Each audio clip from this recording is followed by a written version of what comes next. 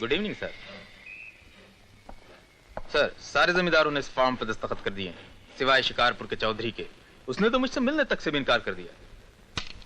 चौधरी को फोन पर बुलाओ। जी।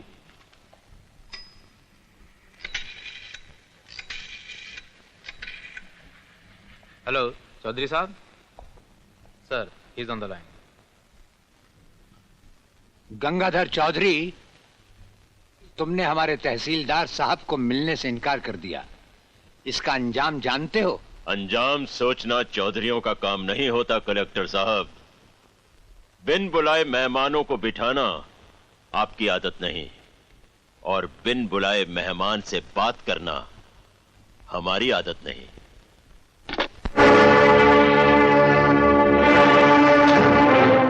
चलो हमारे साथ। क्या मतलब है आपका कलेक्टर साहब? चौधरी साहब, ये जोर दिखाकर आप हुकूमत के इरादे नहीं बदल सकते। बात तो साफ है, जमींदारों ने जमींदारी निभा ना पाई, इसलिए सरकार ने एक स्कीम बनाई है जिसके अनुसार जमीन का असली मालिक किसान होगा। यानी हर जमींदार के लिए हद कायम की गई है और आपके लिए सिर्फ 15 एकड़ जमीन रह जाएगी। और मेरी बाकी जमीन? वो तो सरकार ले लेगी और आपके गांव के उन किसानों में बांटेगी जिनके पास कोई जमीन नहीं है। वाह, बाप का राज है क्या? आप समझते हैं इस तरह हिंदुस्तान से गरीबी दूर हो जाएगी? किसानों के घरों में घी के चिराग जलेंगे? घी के चिराग नहीं जलेंगे तो कम से कम गरीब किसान इंसान की तरह जी तो सकेगा, जानवर की तरह नहीं। खेती बाड़ी करना कोई बच्चों का खेल नहीं है कलेक्टर साहब।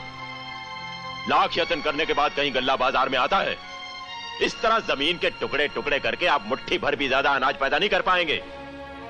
जाइए, जाकर अपनी सरकार से कहिए कि गरीब का मुकद्दर उस पर रहम करने से नहीं बल्कि उसमें जिम्मेदारी पैदा करने से बदला जाता है। हम तुम्हारी राय लेने नहीं आए चौधरी, हम इस फार्म पर दस्तखत लेने आए हैं।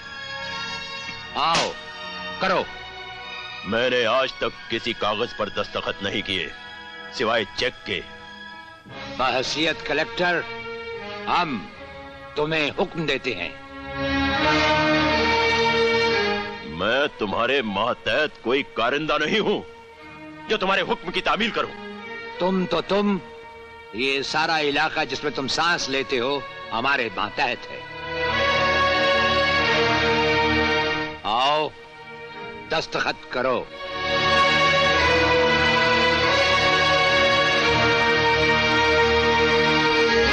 वरना हम बहैसियत कलेक्टर अपना इख्तियार इस्तेमाल करना भी जानते हैं।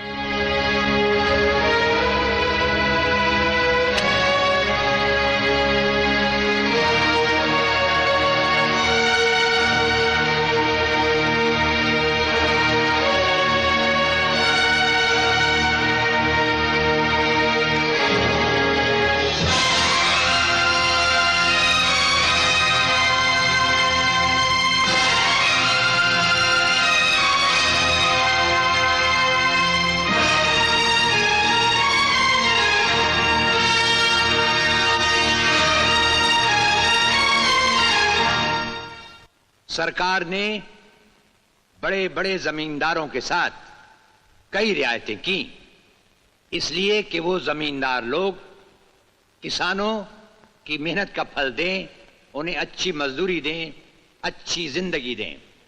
मगर ऐसा नहीं हुआ। हमारे अक्सर जमींदारों ने, जिनकी बड़ी बड़ी जमीनें हैं, सरकारी रियायतों का लाभ तो लिया, मगर हमारे लाखों और करोड़ों किसान भाइयों को उनका हक नहीं दिया।